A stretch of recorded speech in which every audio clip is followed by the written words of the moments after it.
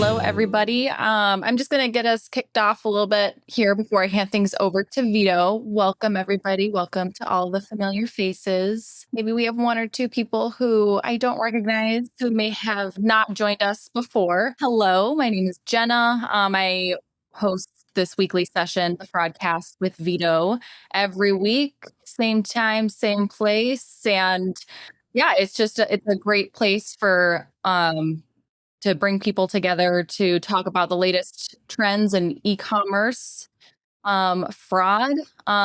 We do this on a weekly basis, and Vito is our main host. He's going to bring to you some of the latest things that we're seeing or talked about when it comes to fraud, and getting a great group of folks together here on a weekly basis for you to tap into, ask some questions, maybe learn some new things, hear some great stories, and hopefully walk away with some good nuggets of information for you to go back and think about and maybe integrate into what you're working on.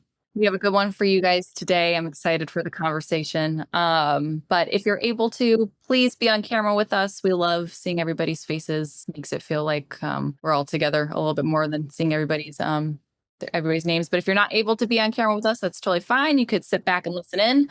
And please do feel free to participate throughout, either posting in the chat or just coming off being part of the conversation with us. And also, please do introduce yourselves in the chat so you have an idea of who's all here, who we're talking to, what companies people are coming from, maybe where you're calling in from.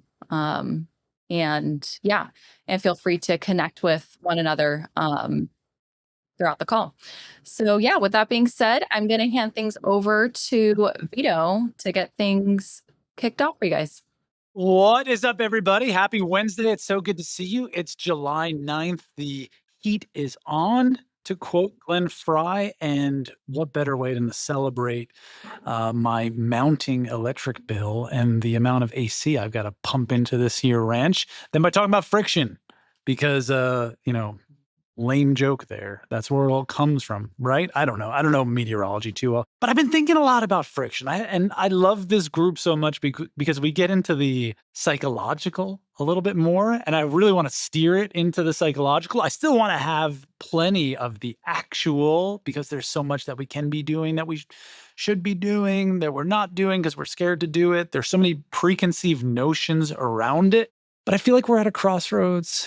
Maybe not as precipitous a crossroads as we are with artificial intelligence and all the other stuff we've talked about in recent weeks, but still at least the ideological crossroads about when we introduce friction and even what friction truly is. With that being said, let me share the old screen here real quick.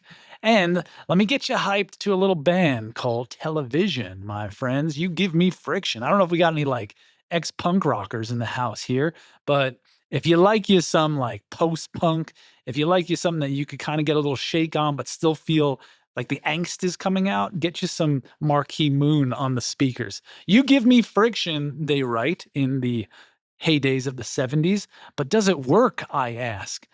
This is where I'd love to hear from you. Because when we think friction, we think about the usual suspects. Prepare for tons of type. Boom, the CVV check, 3D Secure for all my European friends. That's like the standard, but even step up, right? Getting a little bit of a prompt when you're doing something, whether you're adding a card, logging in a new device, accessing a dormant account, etc. KYC, which, I don't think we have too many bank folks up in here, but those are sometimes a little more in-depth manual type processes where we're making sure someone is who they say they are, especially if they're going to be selling with us on our platform on like a marketplace type offering. The OTP, getting that text, getting that email, doing all that, making sure they create an account, having them go through the steps of creating an account. As you read these things, I know y'all, and we've been together long enough, we're family. I know every time you see one of these things, I'm maybe I'm triggering a bad part of your mind about I know Shelly's got some stories here definitely about like an argument you had around this or someone who had a real flippant approach toward it from an anecdotal point. Maybe though you've also seen this, kind of fizzle out in front of you as you had a dream about it, you tried it and it didn't work.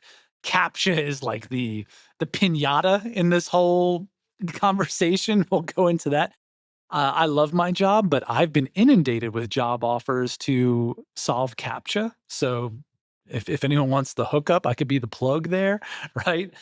Delaying digital fulfillment. This is another one. Why would we ever do that? Well, if we just wait like a few hours before letting that gift card go out in the world, that might delay some of, or, detract some of the bad guys. We'll never do that. See, I'm doing the whole like, talking out of two sides here because we've been in these situations. Limiting payment methods. I'm not going to talk about that right now. Manual review. We got to add more stuff to our manual review queue. What? We're going to block certain countries. Is that really going to help us grow? Is that going to deal with VPNs? Oh boy. Oh boy. Hey, before you buy with me, I need you to fill out this this like HIPAA document. Yeah, that's going to fly. People are going to love that, right? So, you've seen the usual suspects. This is bread and butter for our types here, right? Extra fields. Oh, yeah, you're gonna fill out that checkout when you're done. That's gonna be great. You're gonna get a lot of good information from that. I want to hear stories. I want to hear stories about what works and what doesn't work. But as I talk this out right now to you, I want to hear stories about the arguments you had around these and the kind of attitudes you've encountered. Maybe you've been inspired, or maybe you've just been completely like turned off by this. What works, what doesn't, and who has the loudest voice in the room in these conversations? I'm just like, I just want to hear these things from y'all. Nobody's argued about friction before. You're gonna lie to me on this Wednesday. Nobody's had like an executive in front of them just kind of poo-pooing something. Nobody's poo-pooed on it before? I don't wanna be Really? You really think so? Real? Ranuka, I knew you'd have an experience with this. Thing that comes up, right? Oh my God, you want to do this? How will the customers react? What will happen to our sales? What will happen to our conversions? What happens to our office when we gotta shut down forever? Yeah, yeah. But I think there are frictions, and it does cause it friction, and I don't say no. But I think it is required given the current scenarios how fraudsters are racing to capture even the little stuff that they can, right? But this argument always comes up. This argument always comes up. There's always conversation where we have, okay, no, what if the customer is not gonna like it? My personal opinion is customer is gonna like it. They might not, I mean, they might have a turbulence, which is common. I think that is the case with anything you change. You want to move somebody from manually entering data to computers, they're going to have problems. You're going to, that's a kind of, that's how it is forever. But I think eventually when people understand one person, one person becomes a victim of fraud, trust me, everyone around them is going to like it. Is going to like the friction. It's just the awareness is very low. Do you like the friction a little bit because you're like in this space and you know where things can go wrong? Yeah, I think Ryan pointed it out, right? Yeah, the revenue blockers, yeah, the sales blockers. We hate customers. But for everybody listening in the future, we are joking. We love our customers. Why? Such a lie. Yeah. No, but yeah. Shelly, sorry, I stole your piece. No. I think you made a comment about the customers won't like it, and we're like, no, the honest customers will love it. The ones that are dishonest are going to be real ticked off at it. So yeah, we're gonna make some people mad because that's just inevitable. But the honest people who are doing the right thing, yeah, they don't have a problem with it at all because they are happy for it. We send extra security measures for some of our orders. So we use Riskified, and then we use another company called IDDW or ID Data Web. And it creates friction. Absolutely. You know how much feedback we get on friction out of over, nearly 3,000 transactions a year going through IDDW. Last year I got one. But that's one too many, Shelly. He was angry and he emailed my CEO, and the CEO just said we're going to still do it. And sorry, I'm not sorry. The little bit of friction it causes does not impact our revenue in a great way. And the friction actually helps us find better people. I totally agree. I totally agree. And I also feel, as I mentioned earlier, I think it's more about customer awareness. Why are we doing this? And as such, if we have it as a practice, I think they wouldn't have a problem at all. I mean, they're going to be okay with it. Yeah. And I feel personally a little more confident if I'll never store a credit card. But if you're making me 2FA into an account and you're showing me there's some sort of, protection there, I might be more inclined to store my credit card, which then would make me make more purchases more rapidly. I also have a feeling that we've changed as a people, and that's what I want to talk about here. Like, for instance, y'all remember this period of time, right? Like, we went through a very frictive experience together, and just to order a beer at the pub, I'm QR coding in, I got to pull my wallet out. I got to add my card to a digital wallet. Like, it was almost like trial by fire for friction. I wonder, when I read studies saying that millennials are more apt to abandon a cart because of friction, if those studies themselves are now dated, and also, like, to Renuka's point and Shelley's point, what message we're sending. When you see this on a website, like, this makes you feel like the website might be a little hinky.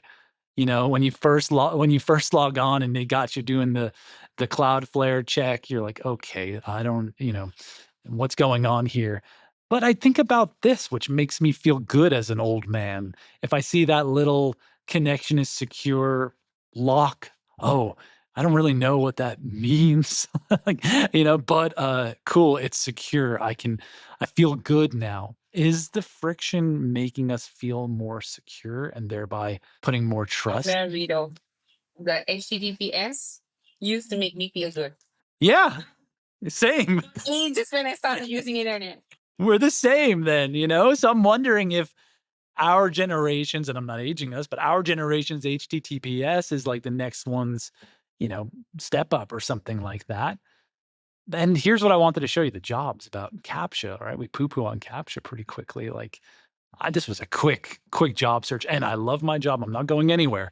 But, I got all of these offers here to just spend time solving CAPTCHAs for people and doing that, which is definitely aiding and abetting in some nefarious activity, I can imagine. But for those of you who, feel confident with friction, for those of you who kind of see the light, I guess, have you had any experiences adding friction in that have helped? Michelle, you're talking about it helping. I can imagine it helps to clean up your data set. I can imagine it helps to mitigate a lot more effectively, to deter the bad. I'm just wondering what it is that helps. Like, what type of friction are you introducing that has been very effective for you or not effective? And if you haven't spoken yet, I'd love to hear from you too. Friction. I'll hop in, guys. Quick follow-up. I shared a story, what was it, 2 or 3 weeks ago, about how unfortunately, we got burned by some over the phone order fraud. And it ended up being like 10 different accounts. Some accounts had multiple orders, but usually never more than 3 or 4 orders per account. And there were some obvious red flags that, unfortunately, some of our outsourced support agents that took these calls, and even some internal support agents that took the calls, did not catch. 2 of which were these people were calling in, and ultimately, I think it's just one guy doing the whole thing. But they would call in with a blocked number. all the orders were wanting to be overnight shipped. And I think the last time we talked about how like pretty common to say, hey, we're gonna need a copy of an ID for this particular order once we get to a certain volume or price level. And we could just say, hey, this is policy, this is company policy. Well, sure enough, we got some pushback from like the head of the support team, and we're still trying to navigate this. But he was like, "Oh, this sounds like we're profiling people, or and my pushback and talking to the CEO and different things. It's like, hey, look, if it's a trusted customer, if it's someone who's ordered from us before, and it's been long enough ago that we know they have orders where they haven't charged things back. Or if you can tell on the phone that this is our demographic is a lot of middle-aged women, right? If you can tell on the phone that it's somebody that might have a tough time with the computer, like make good judgments. But so yeah, it's just interesting how I believe that ultimately these people don't want an extra task on their plate, but we're trying to say, hey, look, just it's not you requesting this. This is just the company policy. So that's one example of some friction that we're running into internally, not necessarily. I guess it's friction that we're introducing potentially for the customer, and then some pushback that we're getting internally. The savvy use of OTP with the phone channel has, I think, really taken off. I've learned a lot in that regard. Because if you're pushing your support teams to now receive an email with somebody's driver's license and vet an email, that's a whole nother workflow. That's the more delays. How can they be right in this age of spinning up, chat GPT related documents? That's a tough one.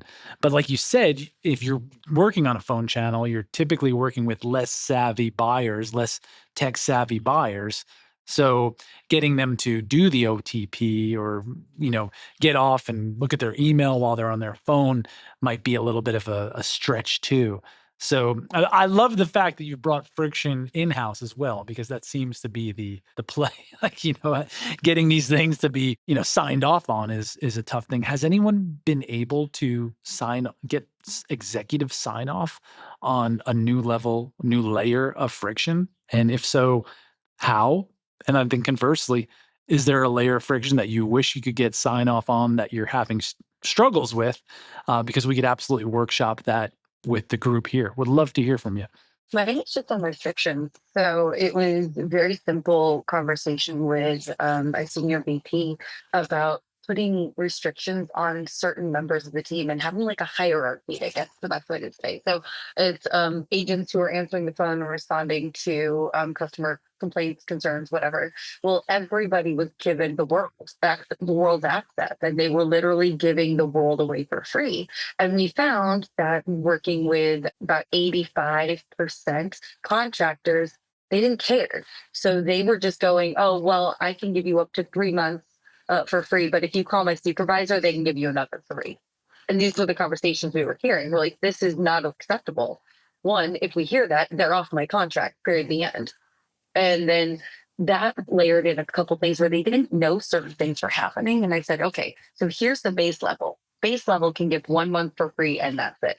Now, and they can give X amount of dollars as compensation. After that, then it gets escalated, but they don't get to verbalize that. If they verbalize that, then we have a problem. So as we started moving things forward, and especially with canceling of orders, because there's a couple of steps when it involves canceling something that's being hand delivered, and they were canceling an order and refunding it, and then not calling our third party delivery partner to cancel the actual delivery. Causes a problem, right? So yeah, I was able to just point out significant issues, and that hey, we need these layers of friction to continue to provide good service and not give the world away.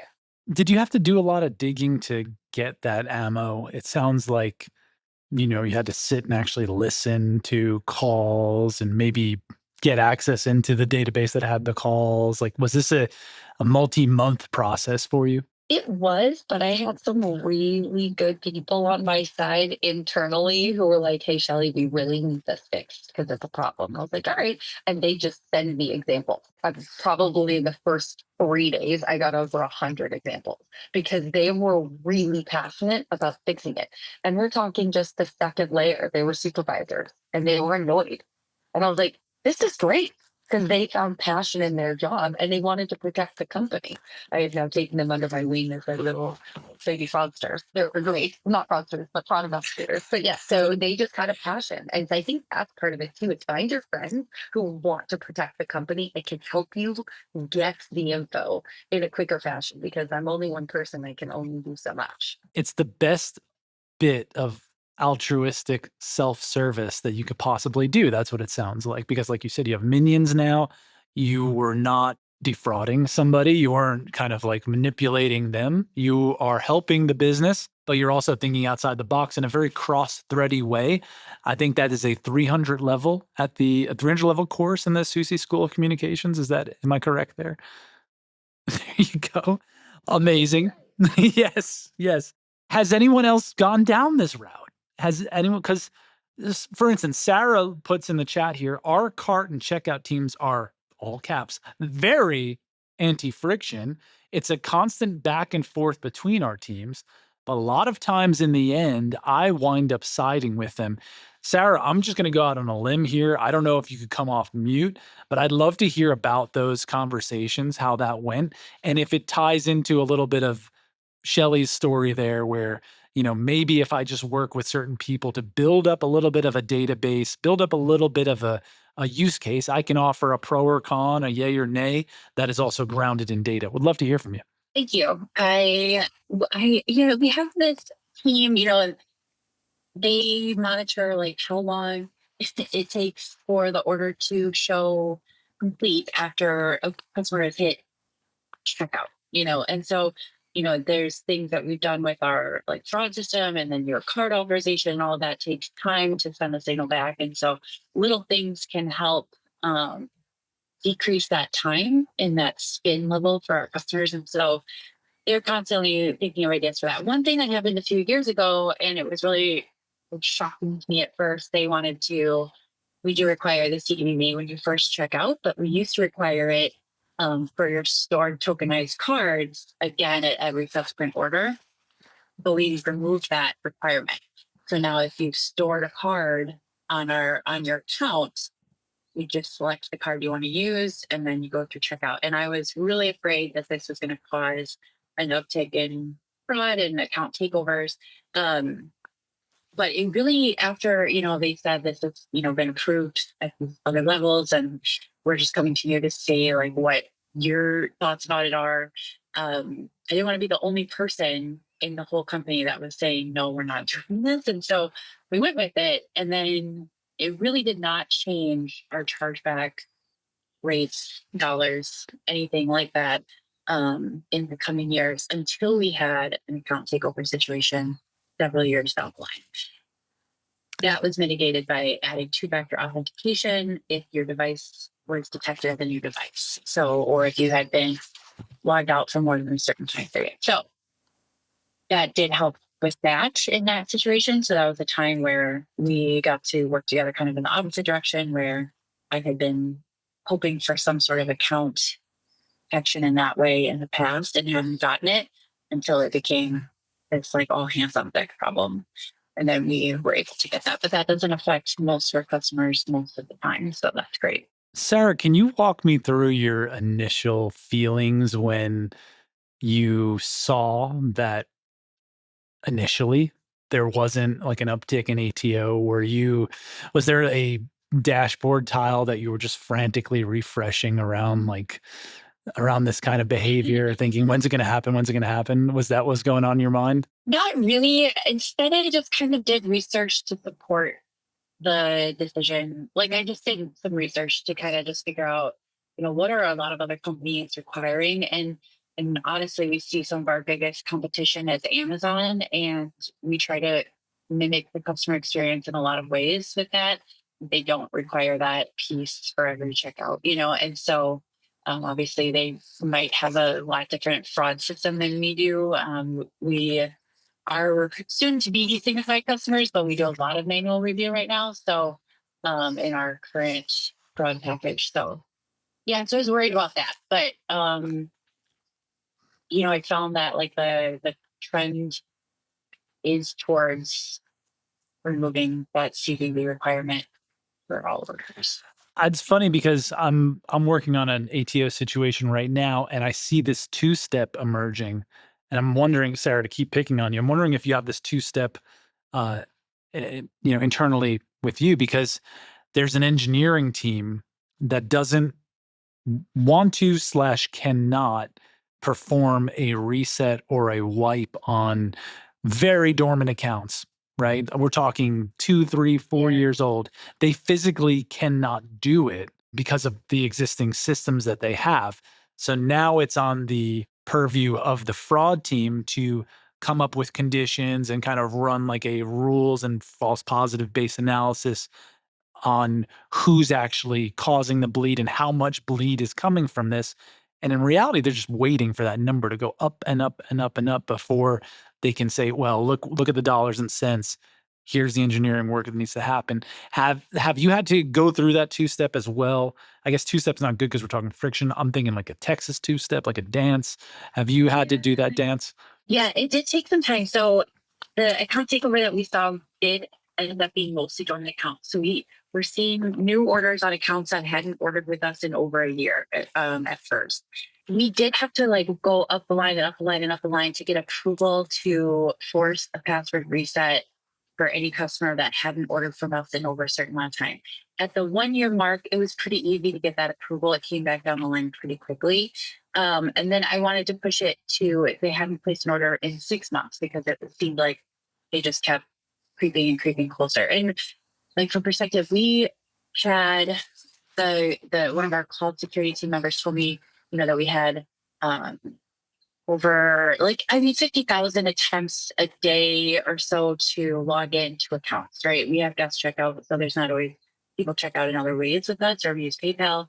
But this account login attempt was around 50,000 a day. And at this time, we were seeing over 10 million hits a day on our website trying to test passwords and log into accounts. And so it was a huge attack. And so yes, the 6-month one took longer. They did not want to create friction for customers who had placed an order, hadn't even placed an order with us in over 6 months. Like the chances that they're coming back today are very slim, and that they wouldn't expect something after 6 months. If I tried to log in, like I ordered once from Bath and Body like 2 years ago, and if I went to log in right now, I would expect that I don't even remember my password and have to do a reset anyway, and B, not be surprised if Bath and Body wanted me to just do that, for their sake.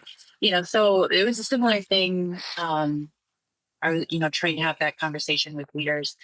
Did eventually get it cleared to do that, so we were able to force a password reset on all customers who had not ordered with us in 6 months or more. And then that was all while continually having the engineering team kind of rush this two-factor authentication, which did, like I said, it's just device. If you're logging in from a device that we haven't seen before or haven't seen you in more than 90 days, it forces you to find a code in your email to plug in. And it has completely stopped account takeover almost. Like we see a hit or miss here once in a while where it seems like it's coming from inside the house, it's like the customer, like their internal team members or their passwords have been just like completely, because they have access to the email. And we'll check, and these customers that do have account takeovers lately do get challenged.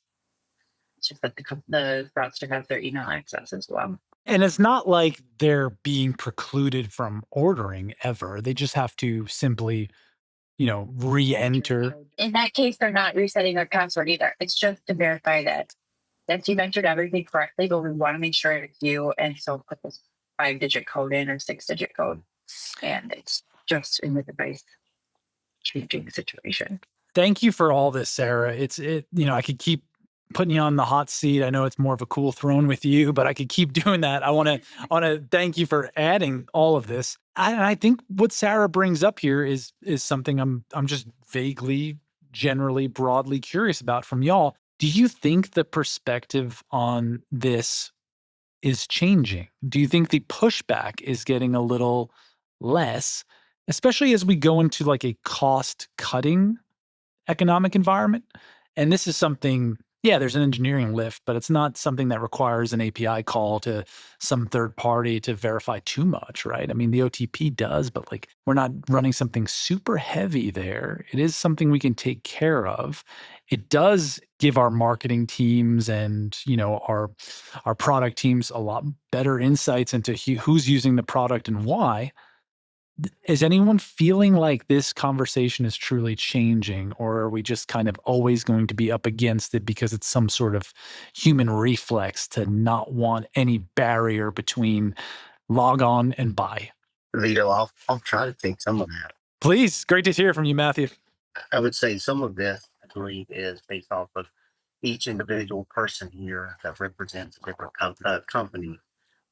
We all have different customers. We all have different demographics within our customer base. So if you're dealing with a company like Bell, for example, our customers are typically a much older clientele. So, when it talks about advancing ourselves on the tech side, can our customers, can they and are they willing to move forward with us as we make advancements in that tech side of it? Will we lose customers because of that? You know what I mean? And then, so that's one thing that we run up against.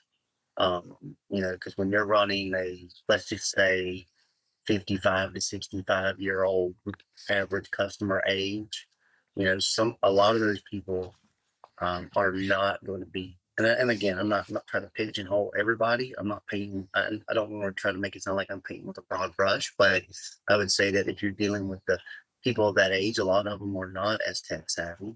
So when we go out, and we don't have today any type of real ATO type prevention tool, so we don't push notifications. We don't, for dormant accounts, or we don't look for any type of somebody trying to do credential stuffing and stuff of that nature to where we can make somebody aware of it.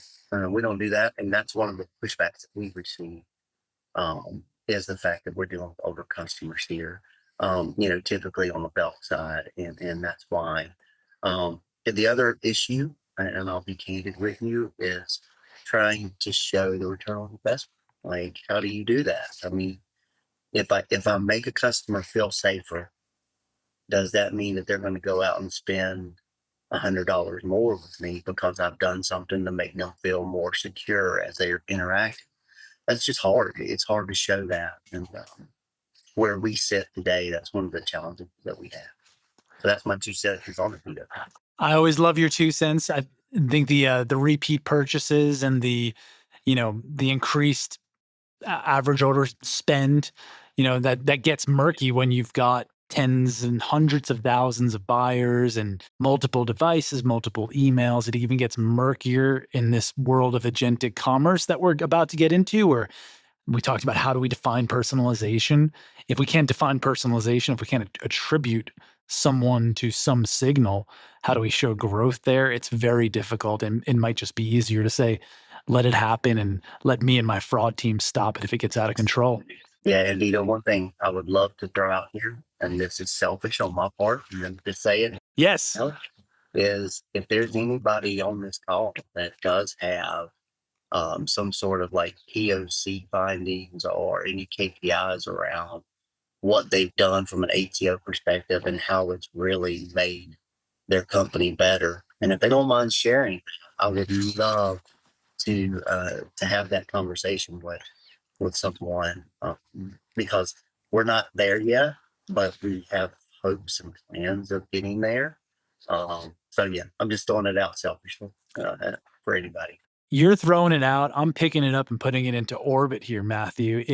If you've got even a teaser for an ATO success story, I'd love to hear that right now, please. Sarah. Yeah, we were having over, like a few $100,000 a day in attempted account takeover, like successful login to these dormant accounts, slowly moving towards active accounts, using credit cards that were still valid because they don't require the CVV login for each order. And so this was, clearly the volume showed that it was a bot, but for testing the logins. But then once we had them logged in, we could tell that a human was taking over because we were watching like these sessions in, the background, and we could see like the thought process for how they would check for a credit card, add an item to the cart, checkout. So once we implemented that ATO, it basically went to zero the first day. We had zero account takeovers after going from hundreds a day of successful logins. And you were wiping stored payment instruments only, or were you also force resetting passwords? So the resetting passwords didn't really help.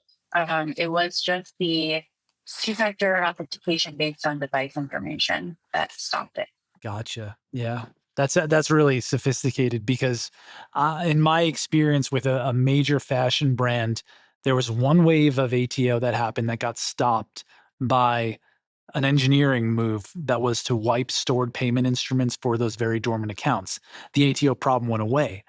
About 2 years later, it came back, and fraudsters were now just using old dormant accounts as shells to input new credit cards. I think that 2FA is the silver bullet in all of this, because if I can't get into the account, if I have a step up or some sort of frictive moment where I'm adding a card to an account, then that would wholly dissuade me from doing it.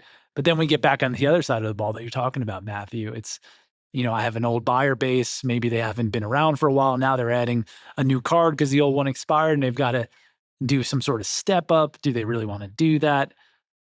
Do you feel like it's recursive too, Sarah? Does the snake just eat its tail when you think about this? There's like no killer answer to it.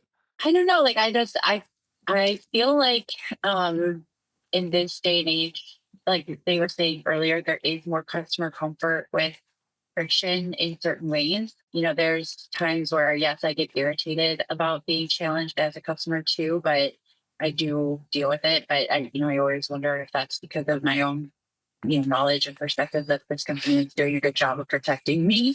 But yeah, we didn't find that wiping credit card information would be successful because we are business to business, so we do offer net 30 terms as well. So if they didn't have a credit card on account, but the customer was already registered for like a credit line, they could have just checked out using that. Although they didn't really seem to understand what net 30 was. We literally saw them Google what is net 30 while they were trying to check out when they saw that there was no credit card on one of the accounts that they had successfully logged into. So amazing. To see the session is a lot of fun.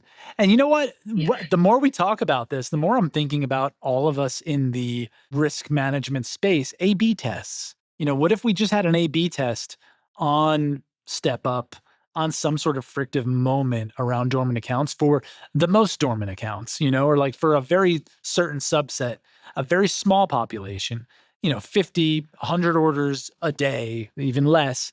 And then you could easily, because we were just talking about the problem of having hundreds of thousands of buyers.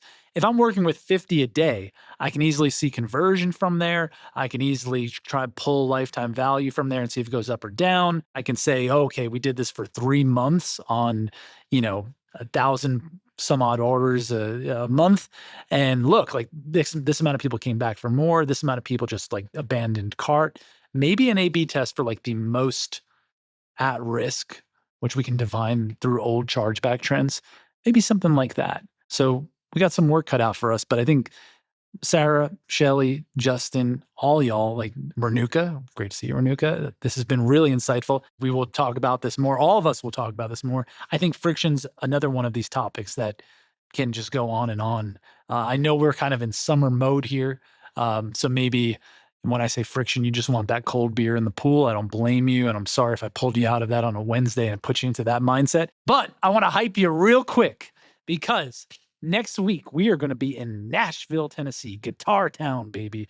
If you're in Nashville, hit me up. I'd love to see you. I'd love to get you out there and even get you on the fraudcast. But I've got a very special guest for us next week. You're going to see a lot more about this man, but he is someone who has an incredible amount of experience in the world of music fraud, art fraud. Is anybody here familiar with the band The Velvet Sundown? Not the Velvet Underground, the Velvet Sundown. Well, you should get familiar with this band. That's your homework over the next week, because they're not real. They are completely artificially spawned out of the ether. And they have millions and millions of streams on Spotify. Where is the money going? Who is kind of behind the royalties for this? Are terrorist groups, criminal organizations being funded, are we aiding and abetting in really nefarious stuff just by listening to stuff that is on a playlist that we didn't really vet? Oh, this is a cool new song. I might be funding awful things by listening to it. The stories you're going to hear from this guy, it's going to shock you. You're going to love it. And like I said, if you're in Guitar Town next week, Jen and I will be traipsing around Broadway and having a blast. We'd love to see you there. If not, I just hope you stay cool after all that friction talk. It's always great to see you. It's a true blessing to get to have this kind of moment every week. Thank you for lighting up my life. And I hope that you got a little something out of this. Maybe those A/B tests will be starting anytime soon. And feel free to reach out to any of us here and keep the conversation going. Until next week, my friends, perhaps I see you in Tennessee, but otherwise I'll be seeing you on the interwebs. I hope you have a beautiful rest of your week, and y'all take care.